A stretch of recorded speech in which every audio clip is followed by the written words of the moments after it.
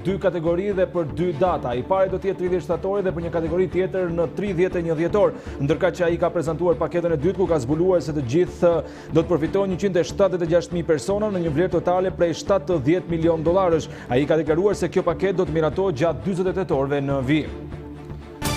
Duke filluar nga dita e martë qendrat e kontrollit teknik të automjeteve për të kryer kolaudimin rifillojnë punë nga ora 8 e mëngjesit deri në orën 16. Fillimisht do të ofrohet shërbim për mjetet e transportit publik dhe shpërndarjes së madrave dhe furnizimeve.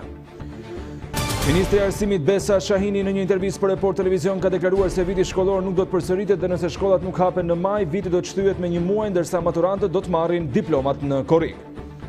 21 persona kanë rezultuar pozitiv me koronavirus në Shqipëri gjatë 24 orëve të fundit, mes tyre një personel shëndetësor dhe 2 fëmijë pa simptoma, ndërkohë 15 persona janë shëruar duke quar në 232 numrin e të shëruarve. Tatimet kanë refuzuar 18% të aplikimeve për pagën e luftës me arsyetimin se aktiviteti i subjektit është i lejuar që të qëndrojë i hapur gjatë periudhës së karantinës. Këshilli Bashkiak i Tiranës ka zgjatur me 2 muaj afatin për të aplikuar për kredi të butë, sipas vendimit të interesuarit kanë mundësi të aplikojnë deri në 17 maj. Bashkia e Shkodrës ka mbyllur tregun e frutaperimeve në Zdrale pas problemeve gjatë ditëve të fundit me respektimin e masave të vendosura për përhapjen e koronavirusit. Mediat ndërkombëtare njoftojnë se në fund të muajit prill do të testohet tek njeriu vaksina kundër koronavirusit dhe në muajin shtator vaksina pritet të jetë gati. Do të zbulohen edhe planet e UEFA së shpejti ku Champions dhe Europa League mundohet që do të luahen në muajin gusht.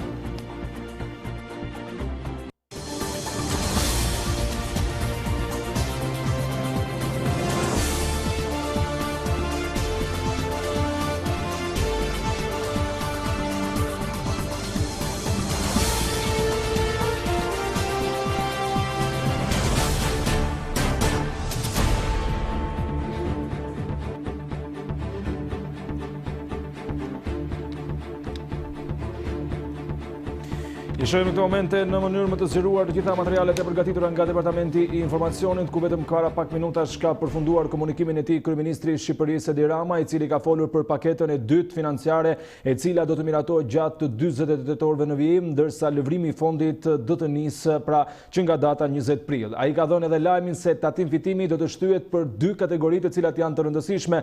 Njëra kategori do ta paguajë tatim fitimin në 30 shtator, ndërsa kategoria tjetër në 31 dhjetor. Ndërkaq Rama ka zbuluar se nga kjo paket do të përfitojnë 176.000 persona me një vlerë totale prej 70 milion dollarësh. Kryeministri ka sqaruar se punonjësit që përfshihen në këtë paket do të marrin një pagesë prej 400.000 lekësh të vjetër. Për herë të parë përfitues do të jenë edhe bizneset dhe punonjësit e bizneseve të mëdha, pra dhe të sektorit të turizmit, si dhe ka njoftuar se tatim fitimi do të shtyhet dhe kjo paket do të miratohet gjatë 48 orëve në vijim. Kryeministri ka bërë thirrje opozitës që të bashkojë forcat me qeverinë për ta përballuar së bashku këtë situatë dhe ka njoftuar se të shtunën do të nisin fluturimet nga Roma dhe së shpejti fillon edhe riadësimi, ndërsa nesër do të jepet pikërisht pra edhe data në lidhje me mënyrën se si do të bëhen këto fluturime dhe mbi të gjitha për ato se çfarë do të ndodhë me shqiptarët që kanë mbetur gjatë kësaj kohe pra jashtë dheut, dhe për këtë arsye do të nisë riadësimi i tyre duke nisur nga e shtuna e në vijim pra për të rikthyer dhe për të bashkuar pranë familjeve të tyre. Ndërsa do të flasim për situatën e shkaktuar në Covid-19 në Itali, ku ka një komunitet të gjerë shqiptarësh, të cilët duket se kanë patur edhe ata pasojat e tyre në lidhje me këtë situatë. Ne jemi munduar që gjatë ditës së kohe të fusim mjek nga Italia në lidhje të drejtë për drejta persona të cilët kanë patur probleme nga Covid-19 ose që kanë përjetuar vetë, ndërsa në këtë momente do të ndalemi tek një përfaqësuese e komunitetit të emigrantëve në Itali, një aktiviste e të drejtave të emigrantëve tanë atje që duket se njeh mirë situatën dhe do të na flasë ndoshta edhe me shifra për të gjithë ato çfarë është duke ndodhur në vendin fqinj me bashkëdhetaren tanë. Kam kënaqësinë të prezantoj në këtë komunikim të drejtë për drejtë me Skype zonjën Sonila Lushi, është sipërmarrëse dhe aktiviste të drejtave të emigrantëve shqiptarë në Itali. Zonja Lushi, mirëmbrëma dhe shpresojmë të jeni mirë familjarisht. Mirëmbrëma, faleminderit, mirë, më shumë për tani. Ne gëzohemi dhe shpresojmë që kështu të vijojë deri në fund, ndërsa të donim të dinim se sa të prekur janë shqiptarët nga Covid-19 në Itali, ose nëse mund të flasim pra edhe për shifra, për numër të infektuarish apo edhe për ata që kanë ndërruar fatkeqësisht jetë nga Covid-19. Po, fatkeqësisht ne nuk kemi akoma burime zyrtare për si të sëmurët edhe për viktimat, pra për të vdekurit. Kjo për shkak sepse situata është kaq komplekse sa është e vështirë që të ndahet edhe me shtetësi, pra.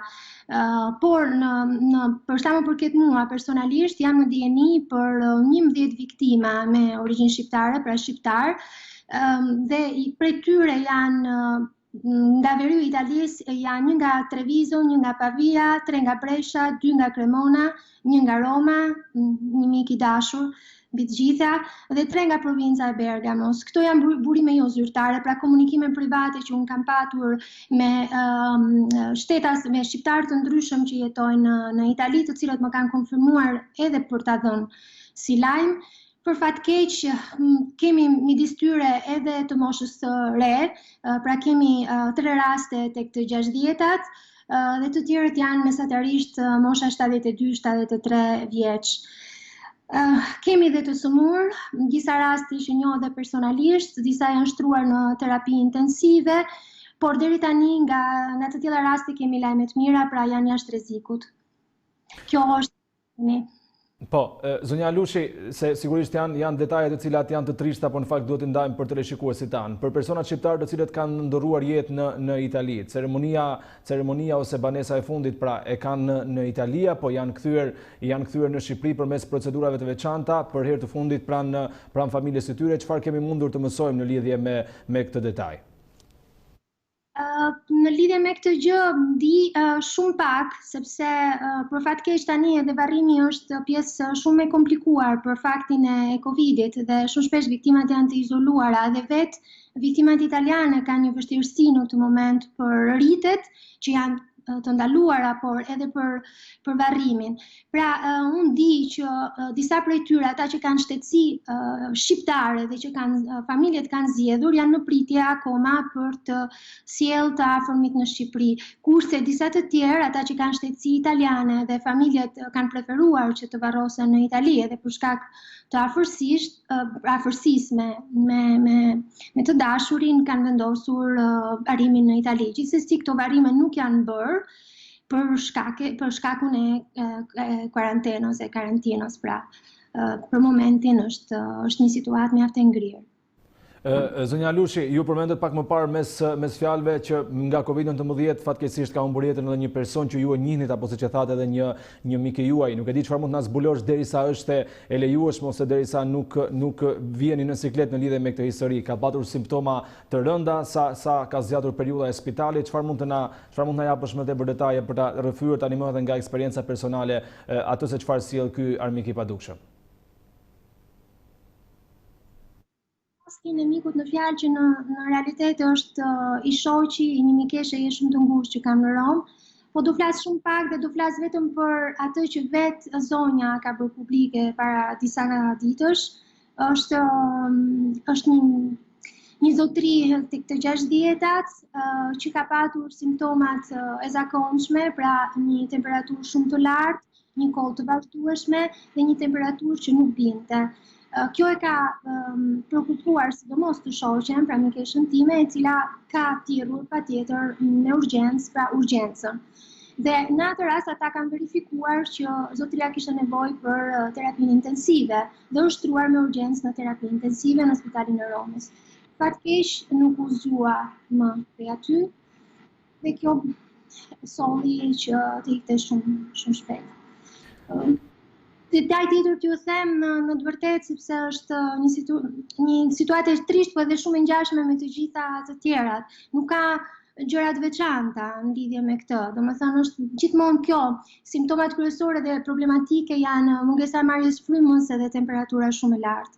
Po, Sonila, ka edhe një numër të lartë të emigrantëve shqiptarë të cilët në fakt kishin shkuar për të takuar familjarët e tyre ose ndoshta edhe për punë, por me afate shumë të shkurtra dhe që kanë mbetur në Itali. U njoftua pak më parë nga kryeministri se riadresimi do të nisë nga dita e shtunë, por nuk e di çfarë mund të themi rreth problematikave që janë krijuar ndaj këtyre rasteve, qoftë probleme në dokumentacion apo qoftë edhe njerëz që mund të kenë humbur punën për shkak të faktit se afatet janë të kaluar, pra kanë mbetur në Itali ndërkohë që puna vazhdonte në Shqipëri.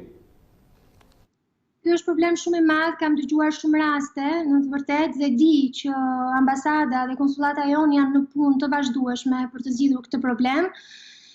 Por është një problem shumë kompleks dhe ky, sepse lëvizja në këtë moment e shtetasve do të thotë dhe lëvizja e Covidit, sidomos për sa i përket shtetasve shqiptarë që kanë qenë në udhëtim në Lombardi, e cila, siç ju e dini shumë mirë, është një nga zonat më të prekura, më të infektuara.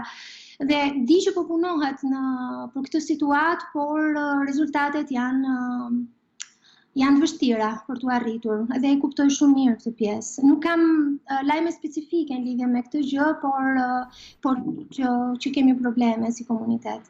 Sonilan, po përveç gjithë kësaj situate, Covid-19 ka treguar edhe një herë atë anën pozitive të shqiptarëve, të altruizmit, po mbi të gjitha dhe të mbështetjes së mikut në rastet nevojës. Për shembull, dërgimi 30 mjekëve dhe infermierëve shqiptarë në Itali, apo raste kur shqiptarët të cilët kanë një biznes në Itali kanë vendosur të ofrojnë bukën falas për bashkëdhetarët shqiptarë, por edhe për fqinjët e tjerë të cilët janë italianë. Sa ka ndikuar këto për të përmirësuar imazhin e shqiptarëve tek qytetarët italianë, dhe besoj ju e ndjeni çdo ditë duke patur kontakte të drejtë për drejta. Apo ka shumë raste të tilla, unë di për një rast në Bergamo, që janë dy vëllezër të cilët shesin bukën, bëjnë bukën, dhe ata kanë vendosur që të ndihmojnë si me çuarjen e pazarit pa shpenzime, por edhe me dhurimin e bukës në rastet ku ka familje në vështirësi. Ka pasur raste shumë, kemi dhe raste të mjekëve dhe të infermierëve shqiptar. Normalisht na ndihmoi shumë si për imazhin, si për krenarim personale, na ndihmoi ardha e 30 mjekëve dhe infermierëve nga Shqipëria, dhe janë të gjitha gjesti që kanë ndihmuar shumë në imazhin tonë, një imazh që edhe kohët e fundit para Covidit ishte në përmirësim e sipërt, dhe ne kemi punuar shumë si komunitet për ta përmirësuar, dhe kemi bërë shumë mirë se kjo na ka ndihmuar shumë edhe në jetën e përditshme, kështu që lufta e paragjykimit nuk duhet ndalojë, dhe si gjithmonë është e rëndësishme që lufta të bëhet me shembuj të mirë. Pra dhe këto shembuj të mirë kanë ardhur nga shqiptarët dhe ne njihemi për zemër të madhe. Janë respektuar masat e marra nga ana e autoriteteve në Itali, Sonila, sepse si duhet thënë, pra është një prej vendeve më të prekura, qoftë për numër viktimash apo edhe për numër të infektuarish. Pra, mund të ketë ardhur kjo si pasojë një mosbindje ose për faktin që Italia i mori masat vonë për të futur të gjithë vendin në karantinë? Për faktin që kur patëm të infektuarit e parë në Codogno, pra në vendin e parë në Lombardi, nuk pati masa drastike. Kjo për shkak të frikës ekonomike, pra të mbylljes fabrikave dhe të bizneseve, do të thoshte një humbje madhe ekonomike që në të vërtetë ekziston. Është problemi i dytë që ne do përballojmë. Kjo shkaktoi me siguri, të paktën për sa i përket, unë referohem gjithmonë lajmeve që kanë dalë, jo opinioneve personale. Me siguri kjo ka influencuar për shtuarjen e infektimit. Por më pas Lombardia u mbyll. Mbasi jo në mënyrë drastike, sepse ka biznese që janë të nevojshme të vazhdojnë të punojnë, por gjithsesi u mbyll dhe kjo e ndihmoi shumë ndalesën. Jemi tani në këtë moment në një pikë pozitive, por jo aq pozitive sa ne të dalim, pra të mos jemi më në karantinë. Karantina do vazhdojë deri me 3 maj dhe më tej do shikojmë se si ç'do na thon numrat. Në këtë moment Bergamo ka pak përmirësim, Bergamo që ka qenë dhe mbetet një nga qytetet më problematik, por kemi problemin e Milanos. Milano nuk po i bien numrat, pra nuk po flasim vetëm për numrin e të infektuarve, flasim dhe sidomos për numrin e të shtuarve dhe të vdekurve. Vetëm sot patëm 280 dhe ngelet gjithsesi një numër i madh, kështu që masat vazhdojnë të jenë të drastike. Kemi pasur raste, si për shembull këto ditët e Pashkëve, dikush ka dalë, po i kanë marrë gjoba të kripura. Të gjithë. Sonila, për ata që të kanë miq në rrjetet sociale, në fakt kemi parë që shpeshherë gjatë këtyre ditëve ke bërë disa mesazhe të veçanta, dhe kur them të veçanta e kam fjalën sepse ato janë një ndërthurje midis kujdesit që duhet kemi, por gjithashtu edhe shpresës se gjitha kjo do kalojë shumë shpejt dhe mund të rikthehemi normalitetit. Cili është një mesazh i fundit për të gjithë bashkëdhetarët shqiptar që janë duke na ndjekur këtej kufiri, që duhet thënë disa qytete kanë vendosur të mos binden dhe ta marrin Covid-19 ndoshta edhe si një shaka apo si një frikë dhe panik të kotot të sfumuar në mënyrë të rastësishme? Unë mendoj që rasti i Italisë dhe sidomos i Lombardisë është shembulli konkret i faktit që nuk duhet absolutisht marrë as me shaka dhe as në mënyrë sipërfaqësore. Është shumë e rëndësishme si për jetën tonë, por edhe për jetën e të tjerëve dhe sidomos të të moshuarve tanë, që ne të vazhdojmë të qëndrojmë në shtëpi. Situata është serioze, numrat edhe të prekurve shqiptar, pra të komunitetit shqiptar këtu dhe të vdekurve tregojnë që jemi të prekshëm, pavarësisht atyre ideve që dalin që mund të jemi më imun vetëm se dikush tjetër, ne kemi raste konkrete të rëndësishme që na thonë që Covidi është një smundje e rrezikshme dhe as pak një grip i lehtë. Pra, mesazhi im është të kemi shumë kujdes, kjo nuk do të thotë që të jetojmë në zi apo të jetojmë në panik, por kujdesi duhet të jetë absolutisht shumë i madh. Uroj që Shqipëria mos të kalojë nëpër këto ujëra dhe që Shqipëria mos të kalojë nëpër këto ujëra është e nevojshme që ne të ndjekim rregullat, jo rregullat tona, por rregullat e mjekëve, e shkencëtarëve. Sonila, faleminderit për këtë ndërhyrje të drejtë për drejtë dhe ju urojmë punë të mbar për të ngritur zërin e emigrantëve shqiptarë në Itali gjatë kësaj periudhe, por edhe në kohë të qeta. Faleminderit edhe një herë. Faleminderit. Në aktivistën për të drejtat e emigrantëve në Itali, e cila na ka përcjell një panoramë të asaj se çfarë po ndodh me bashkëdhetarët shqiptarë nga Covid-19 në vendin fqinj.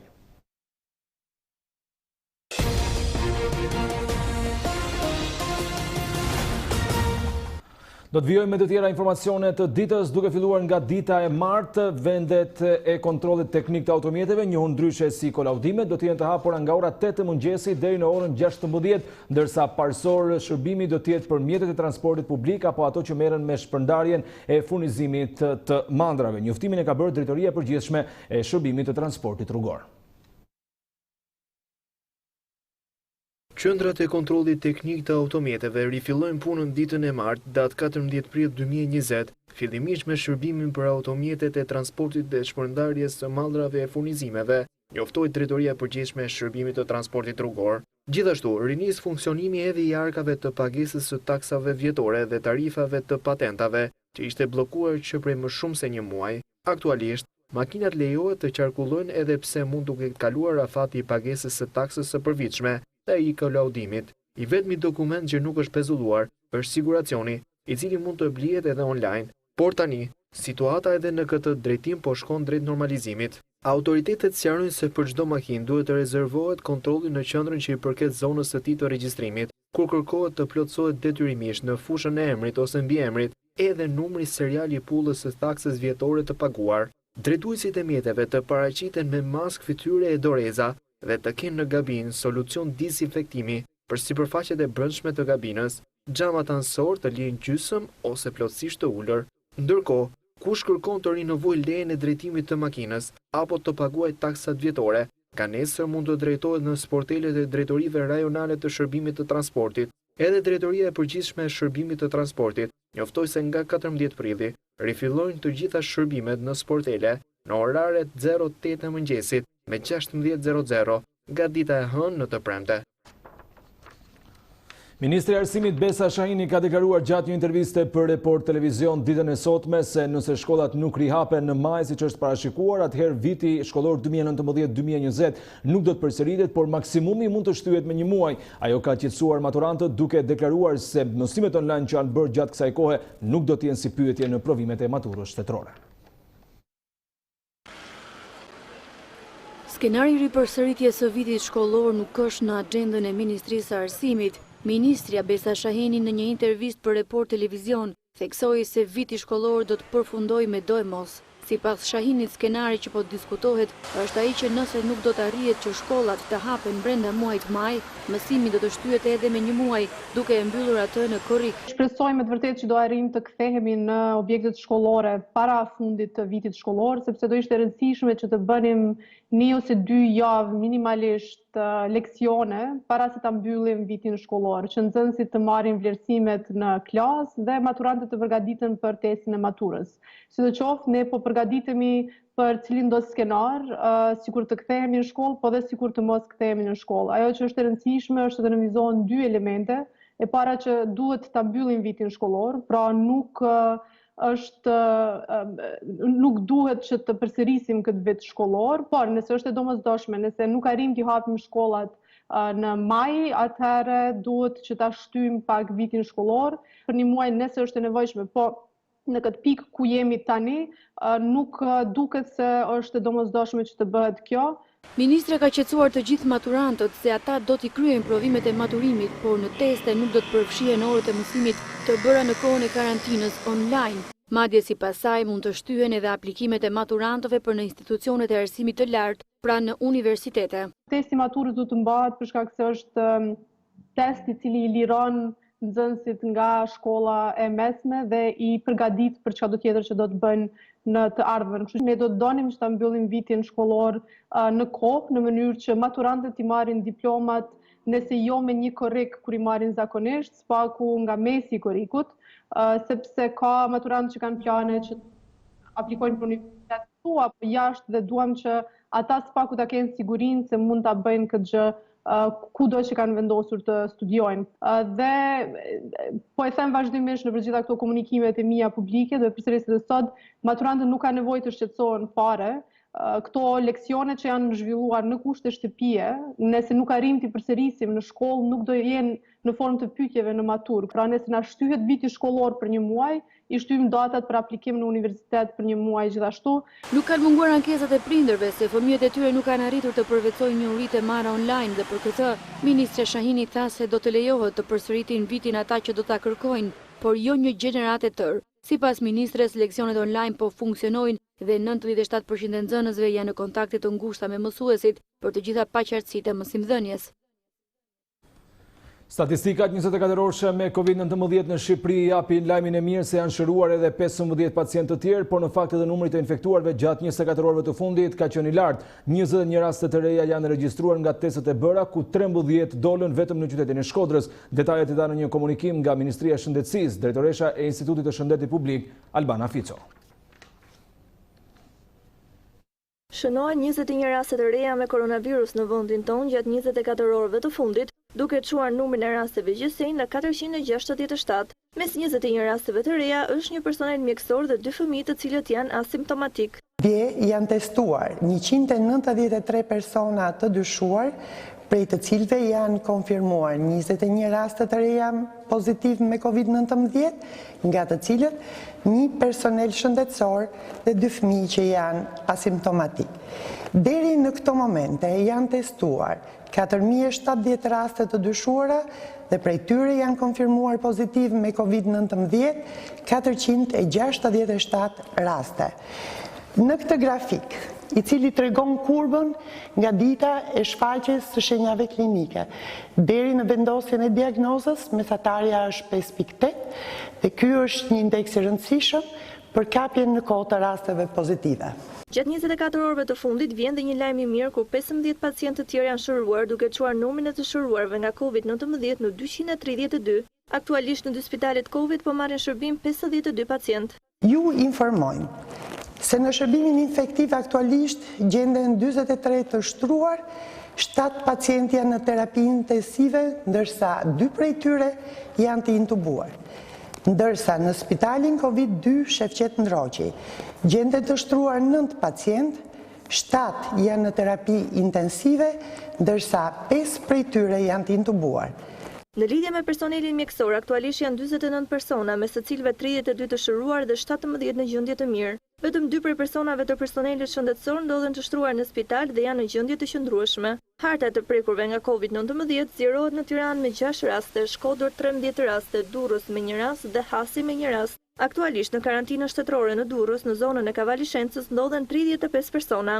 Ata po trajtohen dhe ndiqen nga stafi mjekësor dhe janë të gjithë në gjendje të mirë shëndetësore. Situata në tregjet e kryeqytetit duket e normalizuar, në tregun e kombinatit dhe Fasilçato nuk shihen më rrallë për blerjen e ushqimeve. Ndoshta kjo për shkak të zgjatjes së orarit të kufizimit të lëvizjes së qytetarëve dhe qëndrimit të hapur të disa aktiviteteve, ndërsa tregtarët tonë se sot kanë patur më shumë shitje krahasuar me ditët e shkuara. Masat e marra nga qeveria për të ndaluar grumbullimet e qytetarëve dhe lëvizja vetëm me autorizim, duket se ka normalizuar disi situatën e përtregje. Tregu ushqimor i kombinatit sot duket më pak i populluar se ditët e tjera, pavarësisht se pritej ndryshe. Javë më parë, tregu i kombinatit u konsiderua si një vatër e rrezikshme për përhapjen e COVID-19, për shkak se ishin të shumtë të numri i qytetarëve që dyndeshin në treg për të blerë ushqime dhe produkte të ndryshme që ishin bazike për familjen e tyre. Ndërkohë, pas marrjes së masave nga ana e qeverisë, si dhe zgjatja e fashës orare, ka sjellë reduktim të numrit të qytetarëve që ndodhen në tregun e kombinatit. Një normalizim i situatës mund të ketë ardhur edhe si pasojë e zgjatjes së fashës orare, pasi u lihet më shumë kohë në dispozicion qytetarëve për të bërë pazaret. E njëjta panoramë paraqitet edhe në tregjet e tjera. Në tregun e frutaperimeve në Vasil Shanto në kryeqytet, numri i qytetarëve që ndodhen aty për pazar është shumë i reduktuar, por nga ana tjetër vetë tregtarët shprehen se sot ka pasur më shumë shitje se në ditët e kaluara. Keni pasur më shumë shitje sot? Ka pat më tepër nga këto ditë. Në krahasim me ditët e tjera ka pat shitje më tepër. I kanë respektuar qytetarët ato rregulla? Patjetër, gjitha rregullat janë respektuar. Ndërkohë, një tjetër tregtare thotë se fasha orare e kaluar ishte më e mirë, teksa thekson se ka pasur luhatje të ndjeshme të çmimeve kryesisht tek frutat. Frutin e marrin. Çfarë frutash marrin? Portokallin, limonin, ato të lëngshmet. Një lule shtrydhe. Ju si shikoni fashën e re orare, që do të jetë deri në orën 5:30? Më mirë të ishte siç ishte herën e parë, deri në orën 1. Se e njëjta punë është në rrim kot. Ja, sot po shikojmë me tregu bosh kot. Çmimet sezonit gjithmonë, ku dalin zërzavat e reja, fillimi gjithmonë është i shtrejt. Pastaj vjen duke rënë gradualisht. Vjen lule brokoli ka qenë çike shtrejt. Se nuk e ka sezonin. 3.000 lekë sot, që po flasim 3.000 lekë. Ditën e shtunë ka qenë 4.000 lekë. Tregjet ashtu si edhe farmaci do të qëndrojnë të hapura deri në orën 17:30, ndërkohë këtë fundjavë do të jemi 2 ditë në izolim total, pasi qarkullimi do të mbyllet të premte në orën 17:30 dhe do të hapet të hënën në orën 5 të mëngjesit.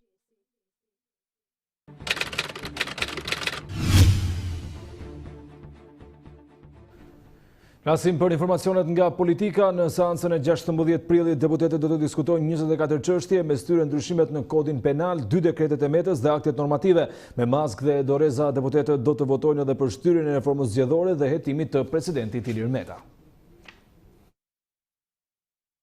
Report TV zbardh agjendën e mbledhjes së seancës plenare të datës 16 prill. E para seancë pas situatës së krijuar nga koronavirus, që do të mbahet në kushte as pak të zakonshme. Për 2 orë të vendosura në dispozicion nga Kuvendi i Shqipërisë, ligjvënësi do të diskutojnë 24 çështje, mes tyre më të rëndësishmet janë ndryshimet në kodin penal që parashikojnë deri në 15 vite burg për thyrjen e karantinës. Gjithashtu Kuvendi pritet të rrëzojë 2 dekrete të presidentit Meta pas votimit në komisione, ligjin për pronat dhe ligjin e posaçëm anti-KÇK. Komisioni i ligjeve nuk i mori parasysh argumentimet e presidentit Meta, e për këtë arsye shumica pritet të votojë kundër këtyre dekreteve në seancën e datës 16 prill. Qershori do të jetë muaji kur Komisioni i Reformës Zgjedhore do të nisë punën, ndonse 2 bashkëkryetarët e reformës zgjedhore kanë theksuar se gjatë kësaj periudhe kanë punuar online. Ndërkohë, për në qershor do të mbesë edhe një tjetër çështje e nxehtë politike, siç është dhe puna e Komisionit Hetimor për shkarkimin e presidentit Meta, për të cilin pritet edhe një tjetër raport nga Komisioni i Venecias. Kuvendi do të ndryshojë rregulloren e tij duke bërë të lishme mbledhjet dhe votimet online të seancave parlamentare,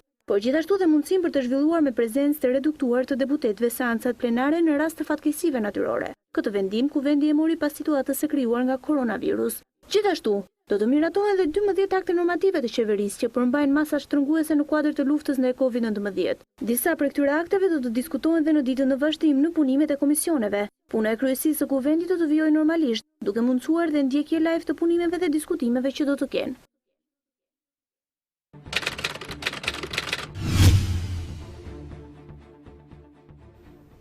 Me disa prej zhvillimeve më të rëndësishme të aktualitetit, na njeh tani një blok informacione shkurt.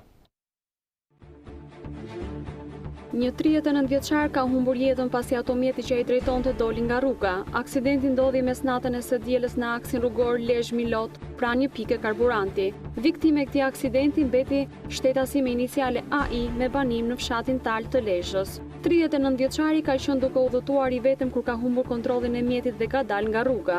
Goditja ka rezultuar fatale duke i shkaktuar vdekjen e menjëhershme. Nga të dhënat paraprake bëhet e ditur se shkak për aksidentin është bërë shpejtësia me të cilën po lëvizte drejtuesi i mjetit.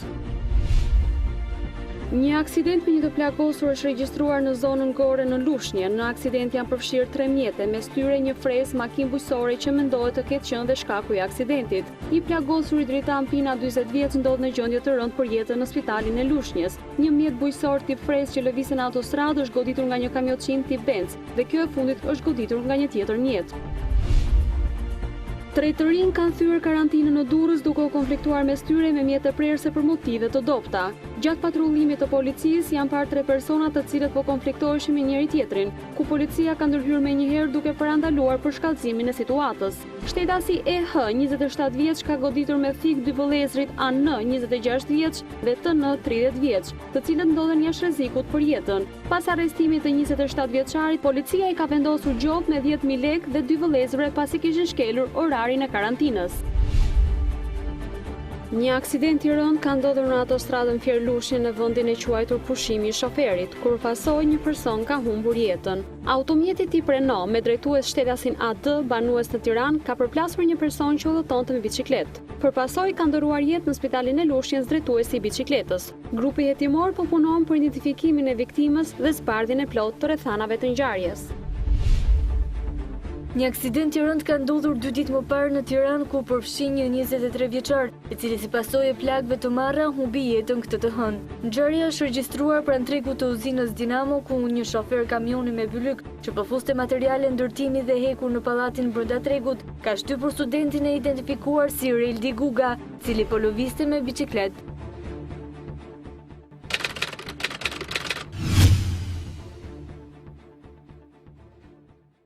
Flasim për informacionet ndërkombëtare. Sipas raportit më të fundit të autoriteteve të emergjencës civile, në Itali janë shënuar 566 të vdekur në 24 orë. Kështu numri I përgjithshëm I personave që kanë humbur jetën nga koronavirusi është 20.465 në këtë vend. Në këtë mënyrë po shënohet ulja e infektimeve, por sërish shifra të vdekurve mbetet e lartë. Edhe në Lombardi është shënuar sërish rritje e viktimave. Në Britani u raportua zyrtarisht se 717 njerëz kanë humbur jetën e tyre në 24 orët e fundit, dhe kjo ishte dita e tretë radhazi që numri viktimave është në rënje.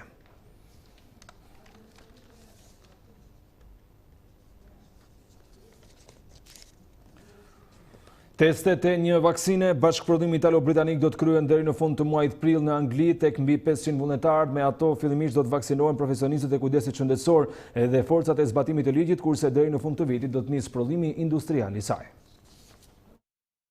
Testi tek njerëzit I një vaksine bashkëprodhimi italo-britanik do të kryen deri në fund të muajit prill në Angli te mbi 500 vullnetarë. Kjo u raportua nga autoritetet e Advent IRBM në Pomezia në Rom, së bashku me Institutin Jenner të Universitetit të Oxfordit. Sipas tyre, nëse gjithçka shkon në rregull, në muajin shtator vaksina do të jetë e përdorshme për të vaksinuar profesionistët e kujdesit shëndetësor dhe forcat e zbatimit të ligjit.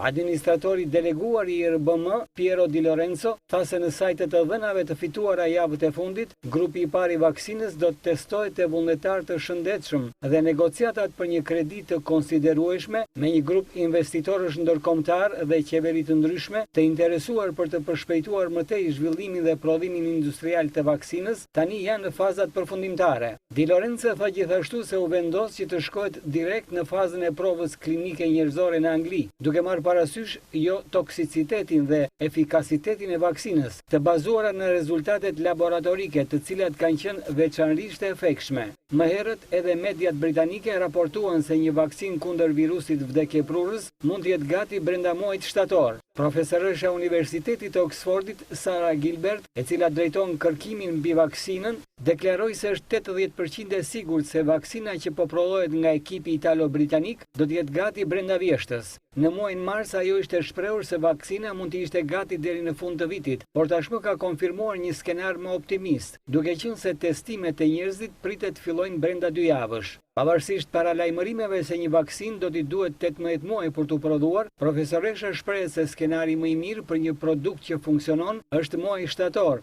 gjithmonë nëse gjithçka shkon në mënyrë perfekte. Kemi ardhur kështu në fund të kësaj hapësire të drejt për drejt, ndërsa u kujtoj se gjitha informacionet që ndodhin në këtë edicion të shoqëruara edhe me video, zhvillimet kryesore nga vendi, rajoni dhe bota, opinione editoriale, sondazhe e çdo gjë tjetër keni mundësi të gjeni në çdo kohë duke klikuar tek adresa e internetit shqiptare.com, partner zyrtar I Report Televizion. Juftoj që me njëherë pas pak të ndiqni emisionet 5 pyetjet nga Bavaramo, ku sonde të ftuar janë kryetari I Partisë Demokratike Lulzim Basha, ministra Elisa Spiropali, Alban Ylli nga Instituti I Shëndetit Publik dhe Besnik Pula. Faleminderit që na ndoqët, shikim të këndshëm në vijim.